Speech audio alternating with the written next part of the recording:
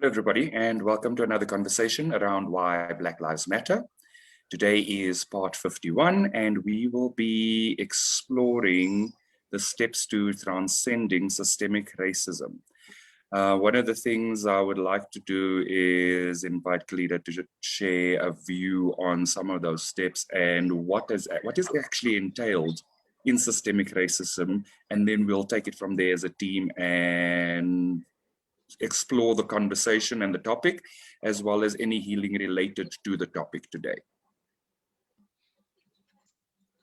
So when we talk about systemic racism, there's like 3 different categories when we even talk about racism in general. There's individual racism, there's structural racism, and then there's systemic racism. And so individual racism is someone's personal actions that would be racist. And so that would be someone, just kind of an example, someone calling someone a derogatory term that's racist, and that person actually acting and exhibiting that behavior. Then there's structural racism, when within a structure or within an entity or within an area, if you will, there are racist behaviors. And then there's systemic racism. And so with structural racism, you're not really connecting it to like one person per se. And then there's systemic racism, where there are systems that have been set up all across the nation, right? Like, so everywhere on this globe, there's systems, right? There's systems of government, there's systems of healthcare, there's systems of criminal justice, of how you punish people for crimes and address crime in a community. There's systems of education, whether it's K through 12, so that primary schooling, to higher education, so college, all those different things. Name it, there's a system, right? Like just everything that we do, how we function in this world globally, there's a system that operates that functioning, because we function in governments, if you will. And so what systemic racism says is these systems, because of the history of a particular community, have embedded things like white supremacy and racism are embedded in them based on their forming. And so I don't know if anyone has ever heard the system of like, the system is broken. And the response is really, no, the system isn't broken. It's set up exactly how it was meant to function. And what that means is it was a system rooted and started on the basis of racism, where there's a superior. One race feels that they're superior than another race, and the other race is inferior. And like, that's the meat and potatoes of racism. If there's not a superiority or inferiority mindset of 2 different people groups based on race, then racism isn't really present. You might have something like prejudice or discrimination or something like that, but the root of racism is that there's a superior and inferior. And so when we talk about the systems that have been created, particularly in the United States, they're rooted to make sure that Black people are not achieving or excelling in whatever that system is. And that's why we have all these different inequities in our systems. So that's why we have inequities in healthcare, because there's bias as it relates to providing healthcare to those who are Black and brown. That's why we have inequities in education, because there's some level of bias in how we educate Black and brown children and people, BIPOC children. And so you can go through every system in particularly the United States and see that there's inequities and there's injustice based on race. And that's what we call systemic racism, where we can't really point that this person did this particular act to make this inequity and have this thing occur, but what happens is people make up systems.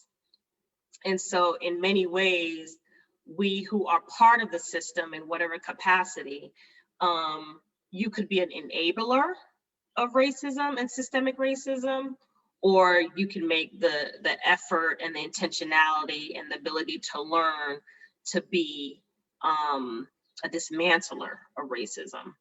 But what people say is you in the system, right? And so the system can swallow you up and spit you out. And so it takes a mass of people, right? A massive healing, which is what we're offering and what we are doing, but it takes massive healings with people who are in different systems to bring about change in that system, for it to not function the way it really was intended to, and to shift that. And so that's systemic racism 101. 102 is healing.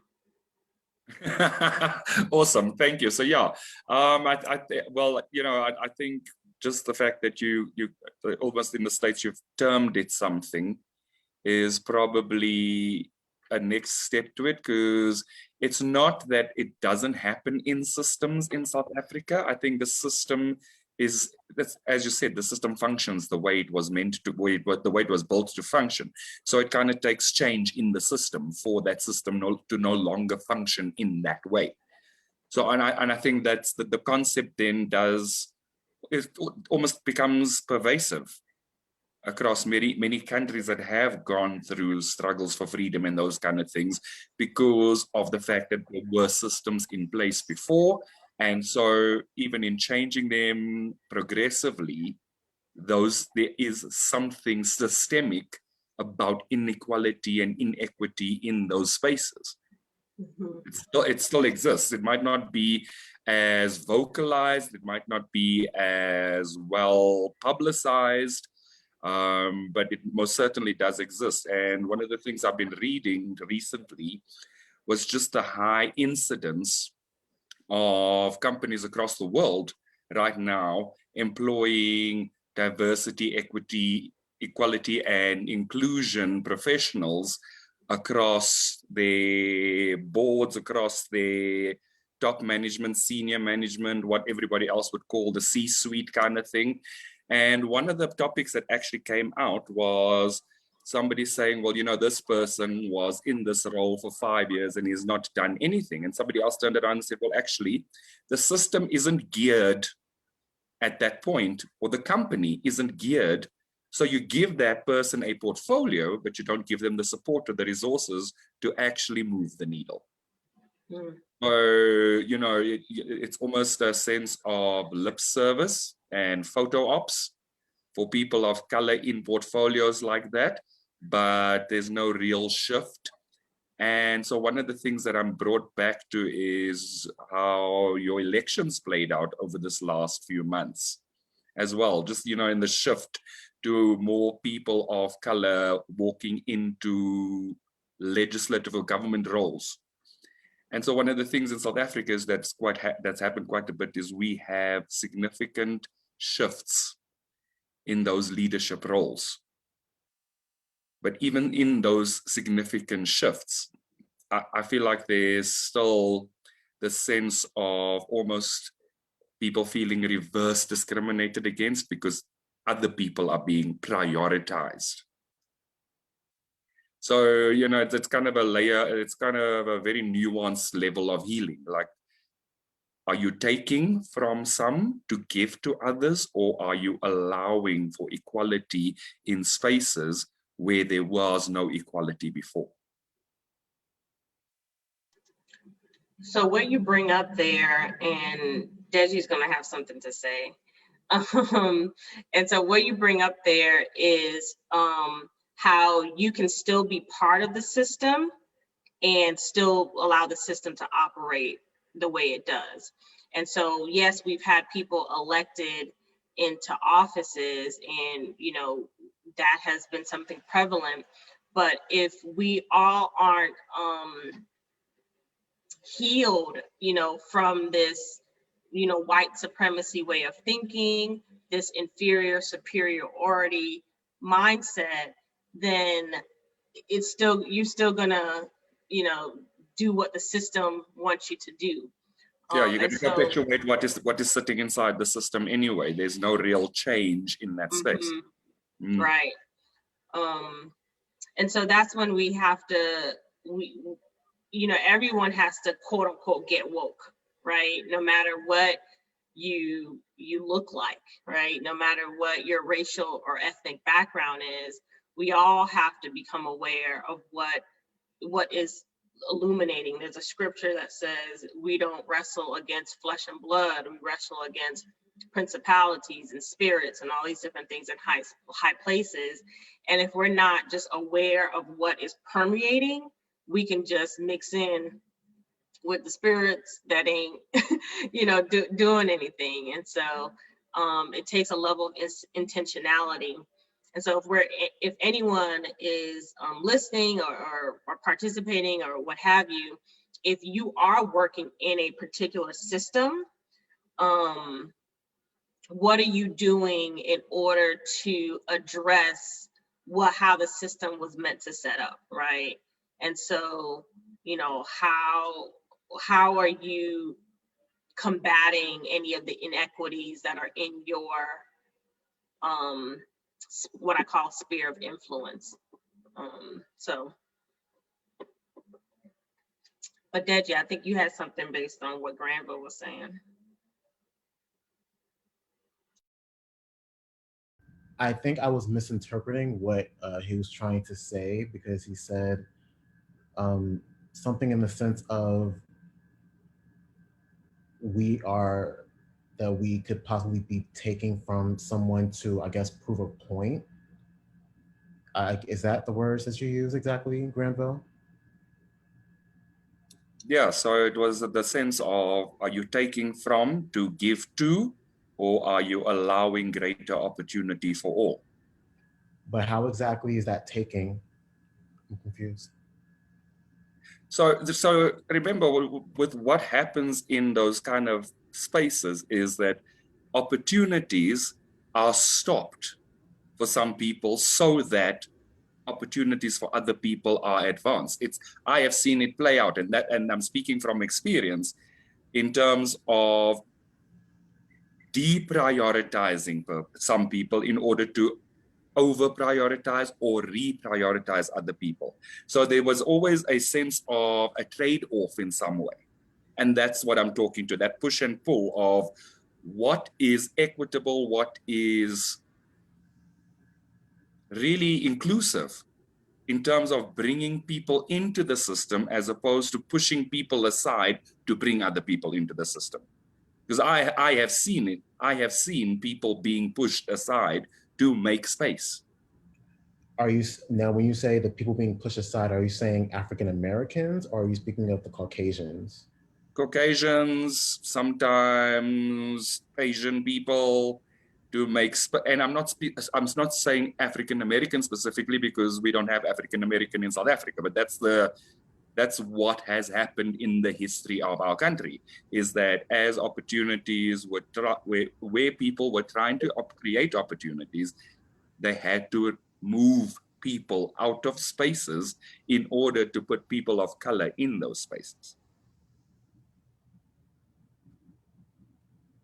I mean, I look at that as evolving. I wouldn't look at that as someone taking away someone's opportunity. I mean, if it's not going to happen, then when is it going to happen? Right. So that's exactly what I'm asking. Is it creating equality to do that? Or is it just perpetuating problems in a system that was meant to fail in the first place? I mean, this is just my opinion. I see it as evolving because, I mean, what would an all Caucasian based predominant community have to say about an African American individual or the African American community? You can't really speak on that unless you have someone in that position to really speak from that perspective. If that were to happen, then that would be completely fake, hypocritical, and just it's just just fugazi, not real. That's just my opinion. Okay, so this is the conversation that we're having, because for me, when we say the steps, let's be clear to say, what do those steps actually entail? And does it entail, for lack of a better expression, moving pieces around on a chessboard? Or does it entail creating more opportunities by prioritizing some people over other people? What does it actually mean? And what would we like to see in that space? Yeah, I think you bring forth a good point. And so when I do DEI work and I'm working with companies and organizations, there's one or two things that have to happen, which has made this less, not a train that's moving very quickly, is because unless you are going to create new opportunities, people are going to have to move, right? And so in order to create that diversity, in order to create that representation, in order to bring forth that change in terms of equity in an organization. The other thing that I talk about is when we think about the structures of organizations and the hierarchy, the positions that are high earning are the ones at the top. And that's where as you're talking the C-suites and all those, that's where diversity racially, where it's lacking, and it's just very homogenous, leaning towards Caucasian and white people. And so then we go into economic equity when we talk about that. The biggest way that you're going to earn economic equity is your employment, what you do for a living. And so if those jobs are not available, or people are not stepping aside, or opportunities aren't being created in those higher levels, then to Deji's point, when will it happen? And so there has to be a sacrifice on behalf of people who have held those positions to step down or to create new opportunities. Like, that's part of the steps. Are people willing to do that? I mean, I hope so, but I think it's slowly happening. I think someone here said there was a company that someone did that. Was that? Reddit. Venus Williams' husband, the owner, stepped down from his role and said he demanded a African American to take his spot. So stuff like that. So to answer your question, Graham, but yeah. So logically, this makes sense. But I think this is the core of our problem, because it is a system where someone has to step down and move for other people to have a place. And so it is in nature a system of injustice. So it's like right now we are in a system, in a society of compromise to kind of survive and coexist together. And the steps to actually transcending systemic racism would entail that we create a new system, I guess, where there is kind of an infinite circular amount of opportunities. So people wouldn't have to have this tension and moving up or down in order to have opportunities, in order to have wealth and have equality. I don't know if this makes sense, but that's my thought. Logically,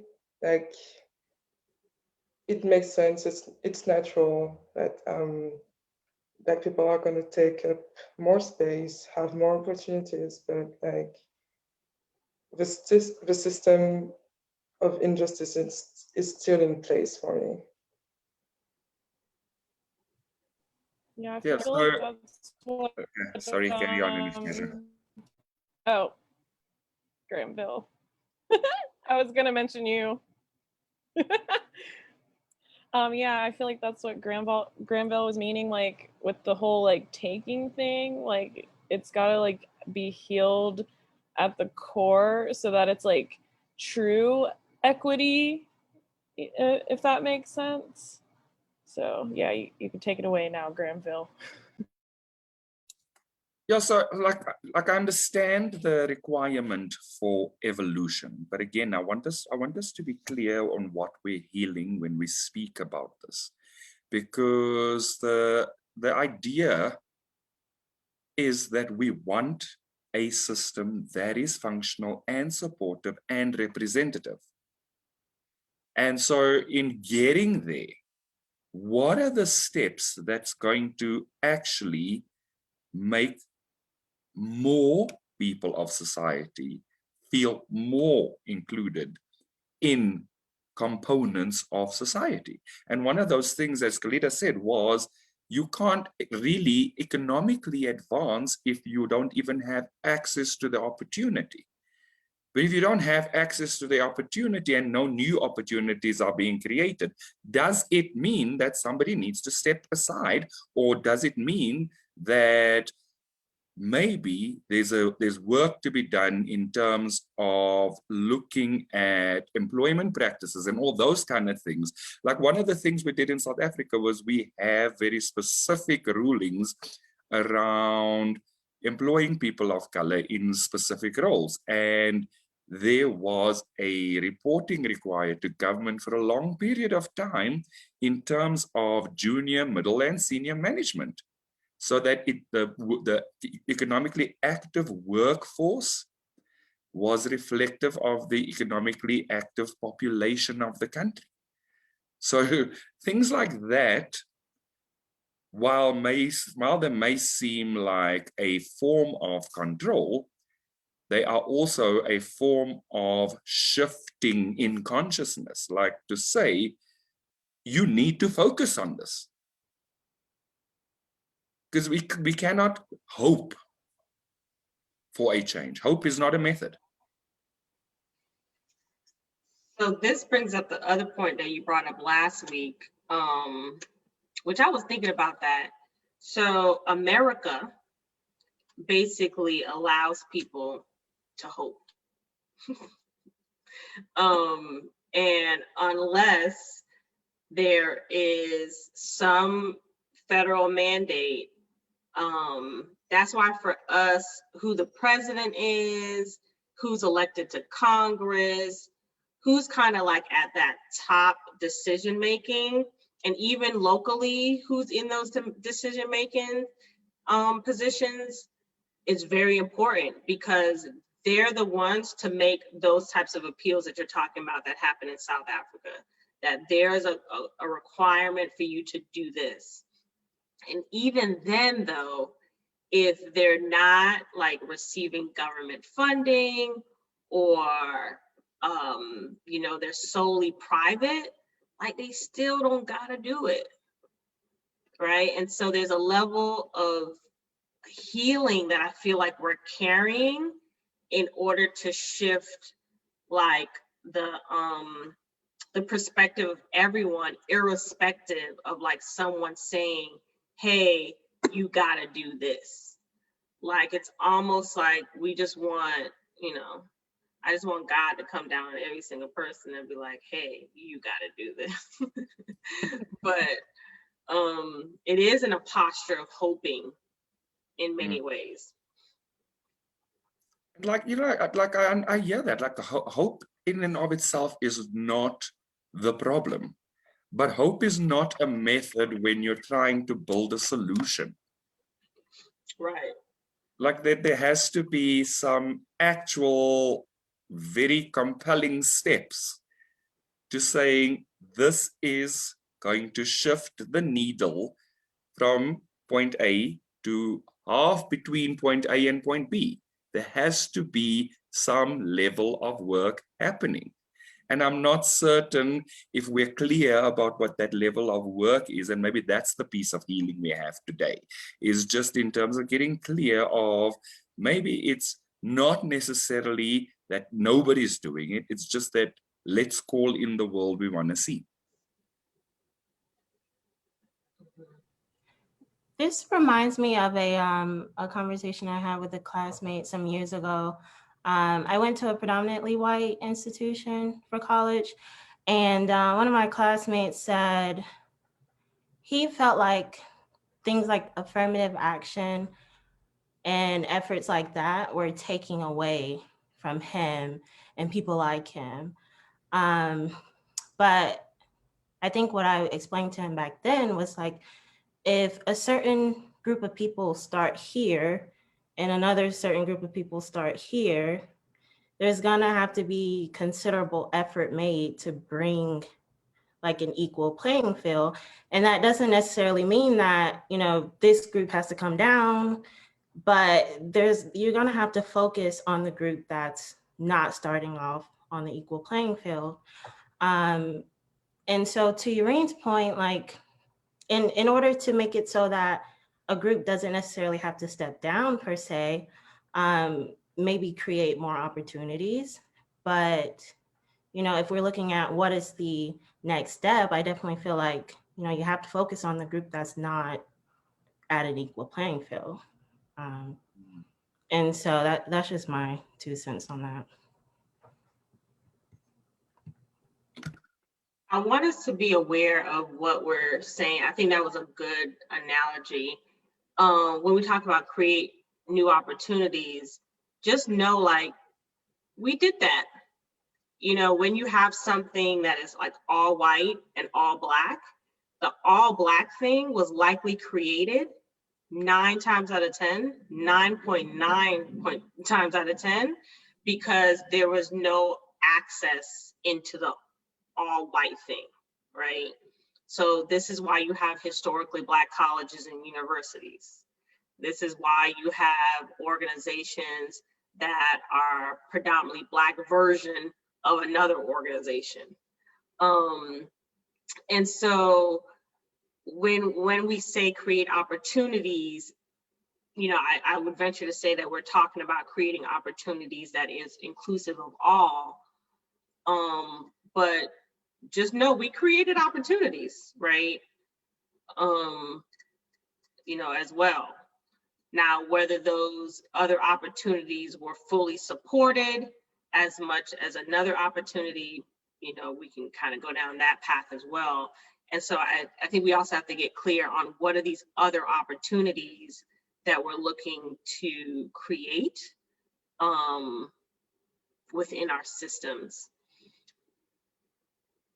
that exist. And then the other thing I would say too is, that to me, those who might feel like it's taking, so even in that conversation, which I love your like bring up and focus, there's a lack mentality there too. If you feel that because you have to step down or you're invited to step down and make space for others, there's a lack mentality there of like, you can't, this is all you could do, right? Like this, I'm sure, you know, the Reddick, is it Reddick? I don't think he stepped down into poverty, right? Like, I don't think he was like, I'm gonna make space for someone else. And then as a result, I'm going to be without. I think he was clear that there's more than enough, and that I can step aside and give opportunity to someone else because there's abundance. And so, you know, there's a, you know, I think the superior mindset is really a lack mindset, that there's not enough for everyone and is only enough for us. And then the inferior mindset is, what is the inferior mindset? What's the inferior mindset, y'all? I would say that that's very similar, and that was what I was trying to feel into, is just that there is the energy of lack. There's the energy of fighting for your good. So where somebody has to step away, there's a little bit of a struggle to almost believe you're leaving your good behind. Whereas somebody that doesn't have access to the opportunities, that struggle of not being able to have your good. So fighting for what you want all the time, struggling to get there, struggling to have access. But it's literally what you said. It's that energy of believing that there's a lack and that there's not enough for everybody. And so the not enoughness will make some people hoard, where it will make some people fight, because there's this energy of lack.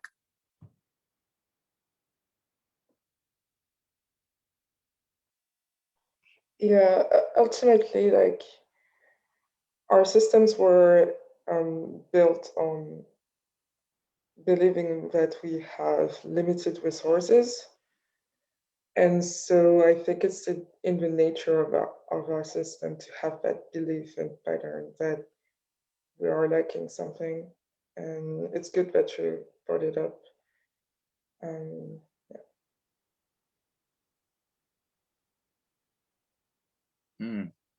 Yeah, I think the bigger piece here is definitely the lack of resources, the limitation, and I think that's the piece that needs to kind of be healed and released, because that's kind of, I think that's almost the central energy that, you know, there was the lack of resources in terms of labor at some point, and that's why people were sold into slavery. There was a lack of the ability of some people to manage certain things, and so inadvertently it led into situations where people were excluded from certain things. It was just this lack of believing in the capability and the enoughness of what is around us. And that's that energy of warring, that energy of struggle, that is literally kind of almost, for me, the underlying core of slavery.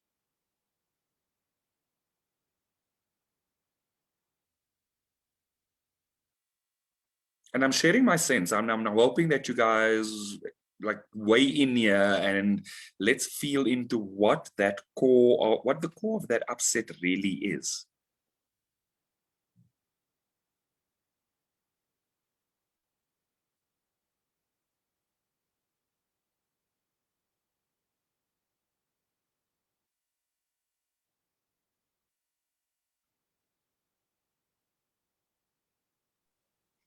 So I don't know for sure what the core of the upset really is, but I have a sense that even today, like, the society was created in separation of races, and even today we still are kind of functioning that way. And it's not something that you can see consciously, but it's like, it feels like there's some type of wall of separation. It was created literally by us, by the consciousness, to keep us apart in our function, in our everyday function. So. Yeah, I think you touched on something. I'm just wondering, do you feel like going into that space and healing this part? Yeah. Let's do that, because that feels like a good place to go to. Let's go into just healing that separation amongst the races.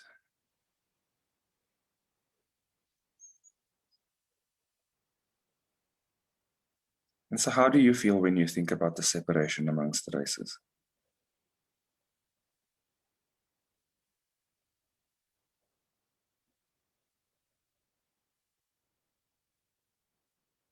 I feel sad and hurt. Can you see that part of you that's feeling sad and hurt right now?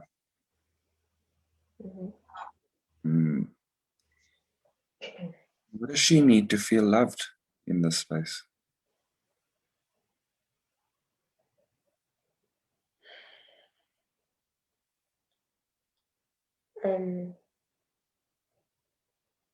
Just a hug and love.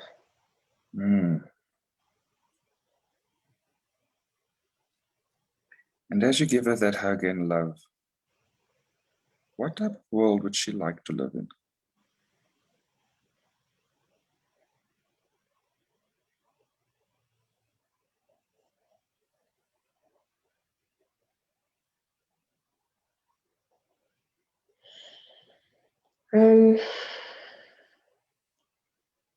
I want to live in a world where it's not feeling dismantled, pulled apart. And is it okay to ask God to give that to you? Yes. And is it okay to know that you are not responsible for abolishing the dismantling, but rather to accept your oneness with your brothers and sisters of all races? Yeah. And knowing that, how do you feel? Feel later. Yeah, I want to let that go.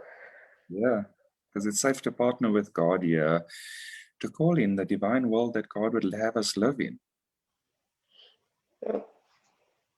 And so it's okay to call in the union amongst all of us, to see our oneness with our Creator and with each other.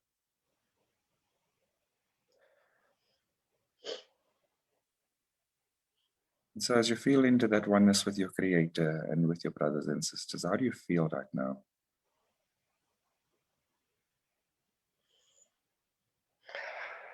Feels good. It feels unified. Yeah. And in that unified world, there's enough for everybody, because everybody's got God equally, right? Yes. And so we can allow God, and we can be free in allowing what God allows in our lives, knowing that God has a purpose for most things that we probably don't always understand.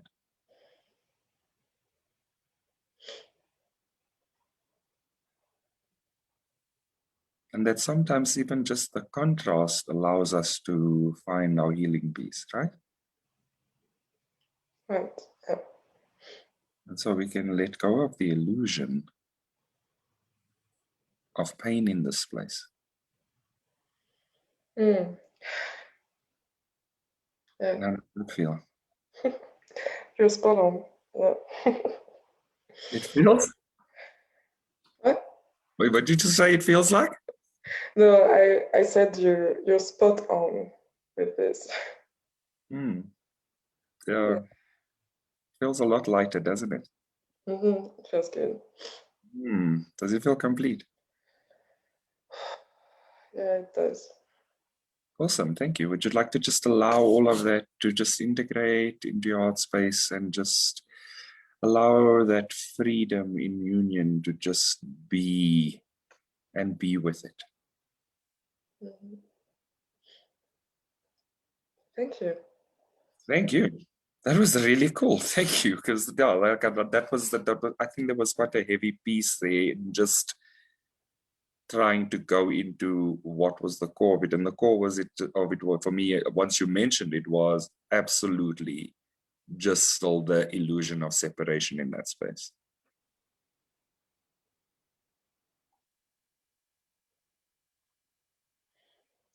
How does everybody else feel about that piece of healing? Because I feel significantly lighter than when we started the conversation.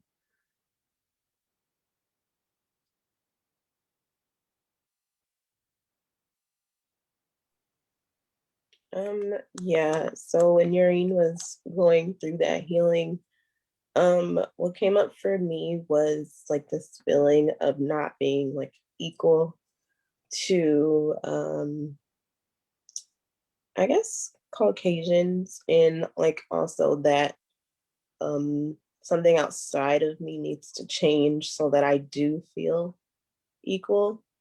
For example, like going back to what Kalita said about the systems, like the education system, it feels as if like Caucasians have more money in their education systems. And then it also feels like, well, they have more God I guess, which is not true, of course, but it's almost like historically everyone knows like colored education systems aren't usually very well funded. And so that plays a role into social issues such as, living in poverty, and then tie in lack of education that creates a stint in our opportunities unless we decide to make a new choice, of course. But I feel like people of color do feel like something outside of them does need to change in that aspect in order for them to be wealthy or to have a good paying job, like Kalita mentioned about your unemployment. And so, yeah, it's like that upset about something outside of me needs to change instead of like, I need to change or I need to make a new choice. There is definitely a poverty consciousness in people of color. And I don't think that's our fault. I do believe, like Yureen said, it's because of how the system was initially implanted. Going back to slavery, we were told we weren't even a whole person. So I think it's still like that mindset as well that plays a role even today into our consciousness. Mm. And so how do you feel when you think about all of what you've just said? How do you actually feel about it?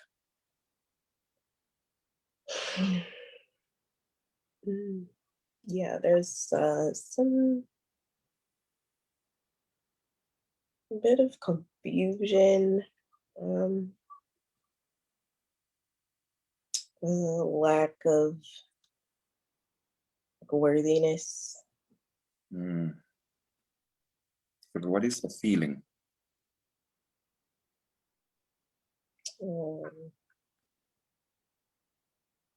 Sad. Mm. And can you see that part of yourself that's feeling sad about the system around her and the things on the outside that need to change? Yeah. And what does she need right now to feel that?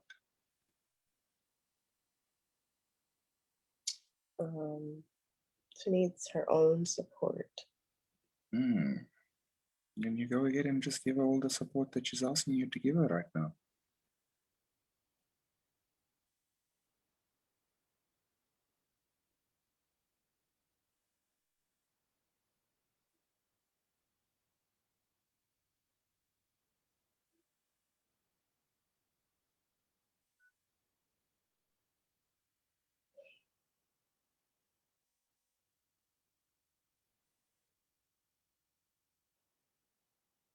Mm.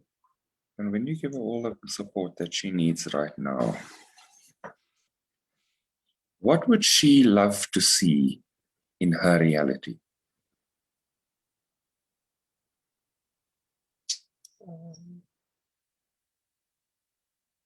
Yeah, just everyone being supported equally on the outside, meaning like whether it be money, education. I think the root of it is happiness, joy, and just having a good quality of life. Mm.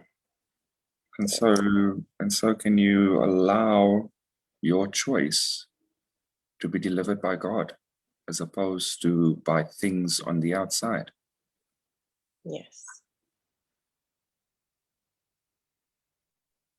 And do you choose Yeah. to allow in evidence of where God is giving to you all the support and the healthy life and the perfect life outside?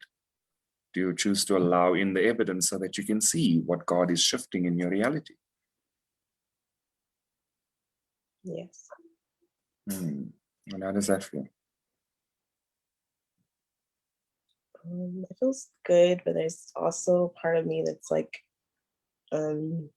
I know I can have that and I choose to, but I don't feel like others will. Okay, but are you responsible for others? No, Who are you responsible for? myself. And who is responsible for everybody? God. And so is it safe to give God's job back to God? Yes. And how does that feel? Very good. Is there anything else coming up for you? Still a little sadness. Now, what is that part of you that's feeling still a little bit sad need right now? To allow the sadness to release more.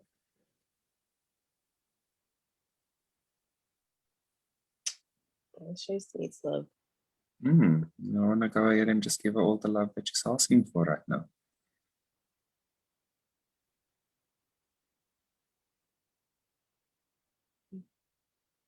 Yes. And giving her all the love that she's asking for, how does she feel? Better. Good. Is there anything else that she's asking for right now? Yeah, just peace. And so would you just like to allow her to have her peace return to her? Yes. And how does that feel? Very relieving. Very good. Is there anything else coming up for you? Yeah, I have another upset. What is that upset about? It's just like I feel like we're getting the opportunities, but then it's like the still lack mentality where like we won't take them. Like, Sorry, would you like to just repeat that? I didn't quite get that. Like people of color don't take the opportunities when they actually are presented. So is there a part of you that feels responsible for ensuring that they accept their good when it comes to them? Yeah. And do you realize how heavy that energy would be for you to carry?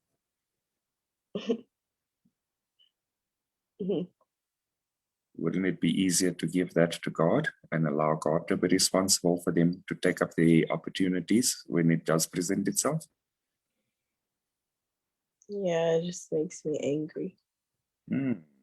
Yeah, and so it's okay to allow the anger to move through you, but it's also much healthier for you to allow God to work through everybody the way God needs to work through everybody. How does that feel? Less pressure on me. Yeah, absolutely. There's no requirement for you to carry any pressure that doesn't belong to you. If there's a piece that you have where you can say to somebody, just keep your eyes open, there's always opportunities, share your view, but you're not responsible for them taking up or not taking up the opportunity. Right. And so knowing that you're not responsible for that, how do you feel?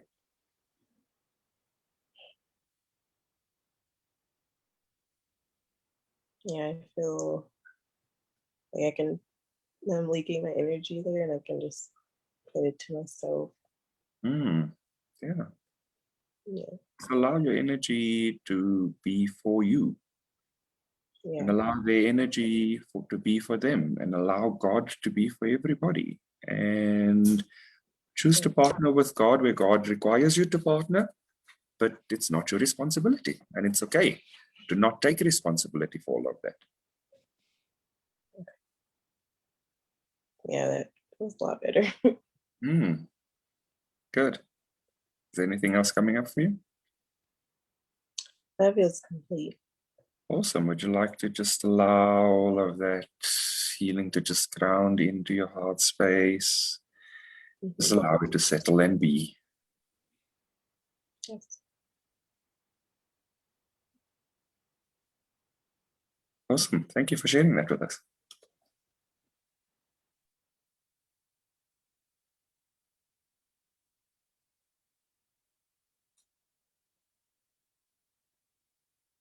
So quick check-in. How's everybody else feeling?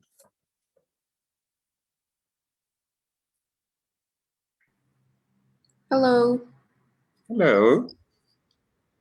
I would like to add that also here in Latin America, we have the differences between countries' cultures. I was last week in Colombia, and actually this healing was so perfect for me because when I was there, I felt like they categorized me because of my culture. Like they are more like extrovert and like fun and that stuff, and we are more shy and introvert. And they categorize me like just because I'm Ecuadorian and put me in a like a inferior um, culture could be.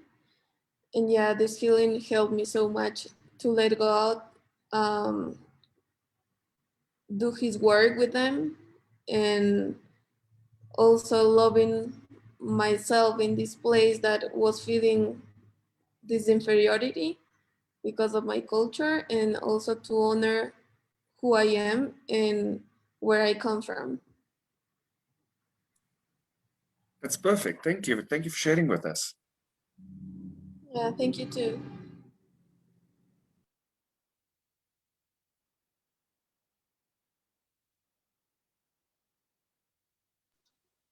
Sure.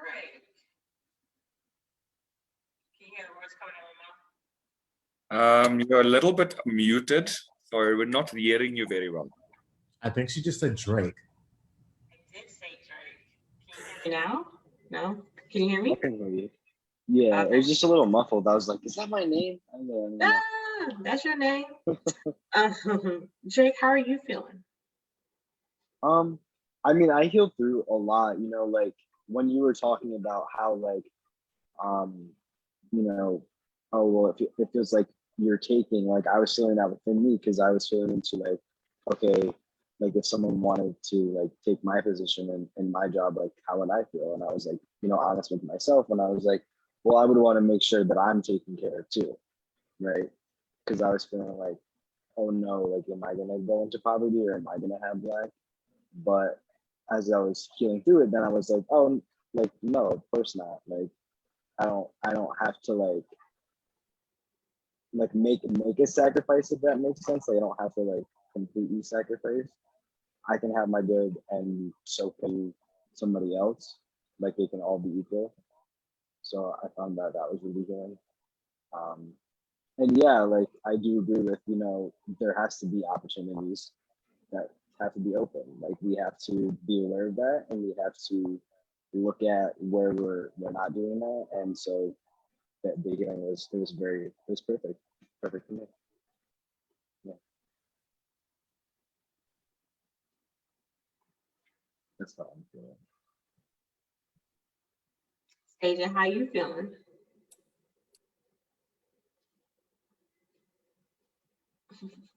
Are you talking to me? Oh, sorry. It's you're all good.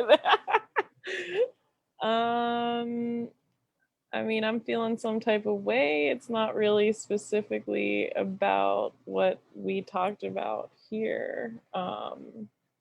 But I definitely related mostly to Morgan because I feel like the core issue of this is like victim mentality and thinking that like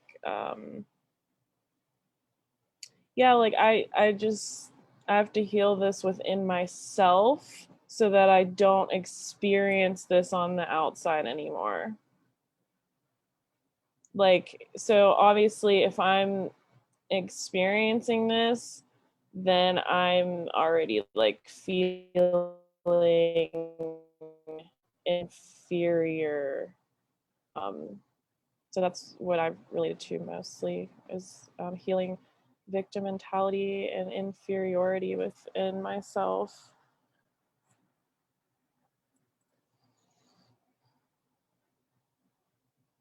Yeah. So do you feel like it's been healed? Is there a little piece to go here? Obviously we might not be able to do it live right now because we've got like 3 minutes to go. So I don't want to start off the healing piece and then cut it off halfway through, but I'm happy to chat to you afterwards if you're keen. Or how are you feeling right now? Just sad. And can you see that part of yourself that feels sad? Yeah. Now, what does she need to feel loved right now?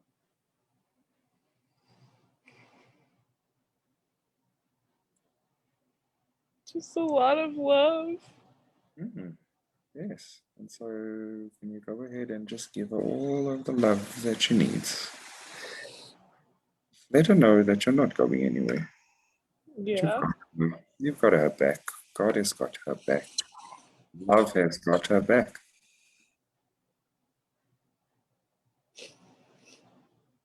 Yeah. And when you allow her to feel that love has got her back, how does she feel?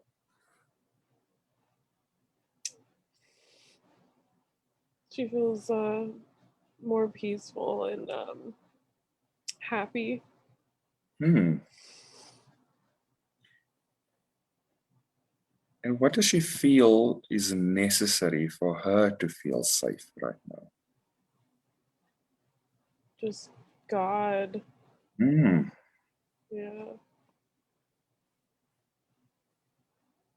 So can you just allow her to sit with God?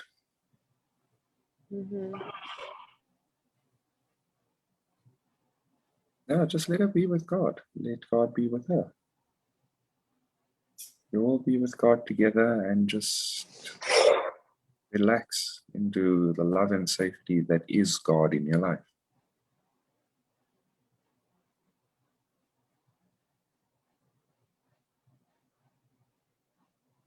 And as she draws closer to God, how does she feel now in the place where she was sad before? She feels good now. Is there anything else that she is needing to say to you, or any feeling that she's allowing you to bring up right now that might need to be focused on for healing as well? I feel like it's complete here for now. Like, yeah,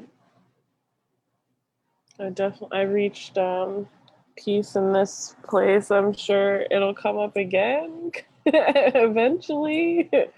But yeah. Your healing will come through in layers, and it won't be the same experience every single time. And so as you go deeper into your healing, the experience of what that feeling brings up will be different. So it's okay for that to happen. You don't have to marathon run everything through and run it down immediately. You can take your time and be compassionate with yourself and heal as it presents itself. Yeah, you're right. Cool. So how does that feel? It feels peaceful now. Good. Would you like to just allow all of that to just integrate and just wait to be with you? Yeah. Awesome. Thank you. Thank you. Okay, everybody. We aren't gonna go any further with our conversation today because we've just gone past our hours. So I'm gonna say thank you to everybody for joining us today. And to everybody that's followed us, thank you as well. We invite you to like and subscribe to our Church of Union YouTube channel, where you will find all our previous conversations around why Black Lives Matter.